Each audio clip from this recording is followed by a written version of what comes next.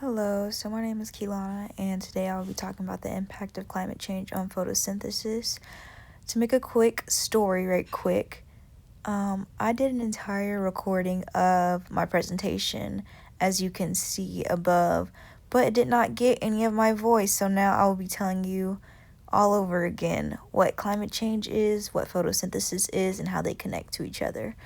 So, climate change is basically the extreme changes in the weather or temperatures within a specific period of time. So if there are naturally cold temperatures in the month of November, but now it is extremely hot weather, that was what you'll be considering climate change. And how that affects photosynthesis is if we have extremely high temperatures or extremely low temperatures during time periods where there shouldn't be those temperatures, then it can significantly hinder water availability for these plants, decreasing the process of photosynthesis, which is basically converting the light energy that they receive from the sun and using carbon dioxide and water to convert that into oxygen, which is what we use to breathe air. So this is very significant in basically all of our lives. To explain a little bit more about how climate change is important, climate change has significantly increased the carbon levels in the air, which has resulted in heat, drought, and nutrient deficiencies in plants. And these atmospheric carbon levels are coming from factory emissions, vehicle emissions, and fires that we use to burn trash or waste. And so basically these CO2 levels in the air have increased heat in the air, which does increase or decrease, droughts. Decrease water availability, and which will, of course, decrease the nutrients that plants intake into from the soil, because there's less water within the soil, and water is kind of what essentially helps these plants absorb the nutrients within the soil. And nutrients nutrients in the soil comes from dead plants and animals, fungi, things that we just kind of recycle back into the earth, because everything is essentially a cycle. The sun provides the plants with energy, which then produces oxygen for us to breathe. Small animals do eat these plants, and bigger animals eat those smaller animals, and then bigger animals eat those medium-sized animals. So everything is just a continuing cycle, and if we have a break within that cycle, then all of that kind of hinders the further movement of that cycle continuing. So even in the oceanic life, the climate change is kind of hindering these animals from thriving like they should be, because the water in the ocean is evaporating from the extreme high temperatures in the air. Therefore, it's evaporating the water out of the ocean, which, as we know, salt does not evaporate, which causes high salinity levels within the ocean, which is now killing marine life, or hindering them from getting the nutrients that they need within the water that they live in.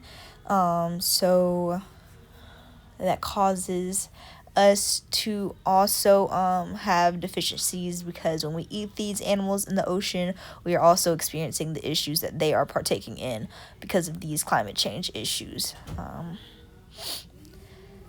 Tell you a little bit more about what is being done for these issues pertaining to climate change and photosynthesis. We are doing controlled experiments within laboratories to kind of allow these plants to kind of adjust to the harsh environments that they're now partaking in, by controlling the concentration of CO2 just carbon dioxide, the temperature, and the water availability, just so they can see how well they can adapt, I guess, over a quicker period of time, so we can kind of like allow the plants that we have that are currently within the ecosystems to be able to adapt to these environments that we're currently experiencing. So in order for that to be something that they can fix, they have to, of course, do these experiments so they can figure out the next course of action to continue our cycle of living, of course, as I mentioned before. Some more controversies that are faced with climate change is the carbon fertilization effect. But these high CO2 levels that the carbon fertilization effect has can increase the photosynthesis, but it is not a long-term